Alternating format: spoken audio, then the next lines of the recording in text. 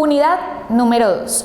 La unidad número 2 va a estar aportándonos desde cada enfoque de la psicología los diferentes autores que representaron los desarrollos de estos enfoques, cuál fue el aporte que le generaron al concepto de personalidad.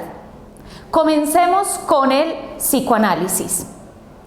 La teoría psicoanalítica en cabeza de Sigmund Freud desarrolló todo un concepto acerca del psiquismo dividido en dos grandes tópicas: yo, ellos, superyo, inconsciente, consciente, preconsciente, en el cual se desarrolla como un dínamo constante que comienza desde la vida hasta la muerte, una batalla continua por la consecución del goce, el placer, el disfrute, que finalmente para el psiquismo terminan siendo ese combustible que le permite girar en torno al principio del placer y que finalmente le da al psiquismo un equilibrio totalmente sano.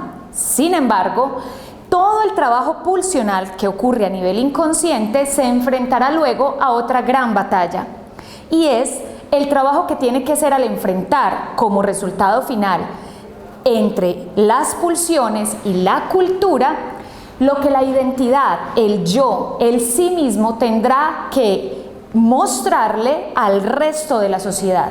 Es decir, a nivel intrapsíquico hay una gran batalla pulsional, pero a nivel cultural el ser humano se tiene que esforzar enormemente para poder llevar a cabo lo que llamamos yo o el self, es decir, cómo la identidad se presenta en las relaciones, que deben ser generalmente adaptativas y adicional deben ser adaptativas internamente para el sujeto.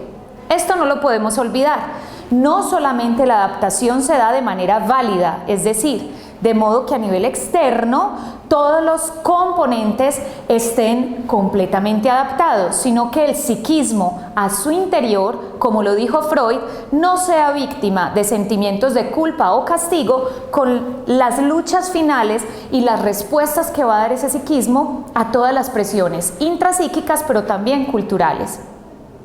Vamos a ver más adelante el enfoque dinámico.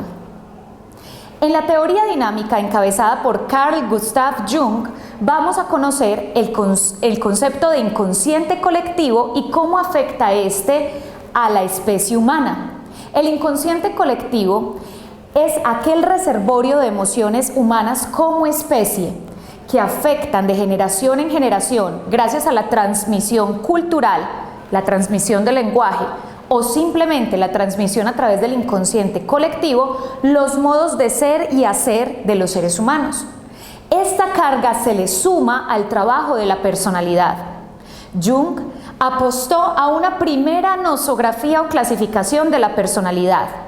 Ustedes podrán ver en el desarrollo conceptual dos grandes clasificaciones. Jung nos habló de los introvertidos y los extravertidos como subtipos de personalidad. Es importante que los estudiemos para poder comprender un poco más cómo se empiezan a tipificar algunas reacciones de lo humano. Encontraremos también en esta unidad el enfoque de la psicología humanista. En la psicología humanista, encabezada por tres grandes autores, pero del que vamos a retomar en este curso, Abraham Maslow, nos va a hablar de las necesidades básicas que el ser humano debe suplir para tener una personalidad sana en búsqueda de la autorrealización, un concepto que la teoría humanista ha desarrollado perfectamente y nos explica cómo los seres humanos tenemos la tendencia a la autorrealización, es decir, ningún ser humano tendría por qué quedarse estancados. Gracias al yo ideal, todos perseguimos una identificación, un empuje a mejorar, un empuje a la autorrealización. Esto nos muestra características de una personalidad sana. Por el contrario, una personalidad no sana sería aquella que entra en incongruencia, es decir, que todos los factores de su vida, laboral, relacional, entre otros, no están encaminados a la consecución del logro personal. Veremos también la corriente de la psicología cognitiva. En la psicología cognitiva, encabezada por Aaron Beck, vamos a encontrar todo el esquema de pensamiento racional e irracional. Allí vamos a encontrar que los estilos de crianza influyeron en la manera en que los niños, luego más adelante de adultos, desarrollamos esquemas maladaptativos tempranos. Jeffrey Young, otro de los ponentes de la psicología cognitiva, nos va a hablar acerca de todos los pensamientos, incluso la forma de ver e interpretar el mundo que afecta el modo en el que configuramos nuestra personalidad. La psicología cognitiva sienta sus bases en el pensamiento y hace todo un desarrollo acerca de cómo ese tronco llamado personalidad puede endurecerse a tal punto que sea completamente desadaptativo, es decir, inflexible, y pueda adaptarse a las nuevas situaciones que el mundo, el medio, la cultura o simplemente su psiquismo le presionan y le ofrecen. Esta es la unidad número 2. Con ella vamos a finalizar simplemente con la teoría de rasgos y los trastornos de personalidad. Esos los podremos ver en nuestros encuentros.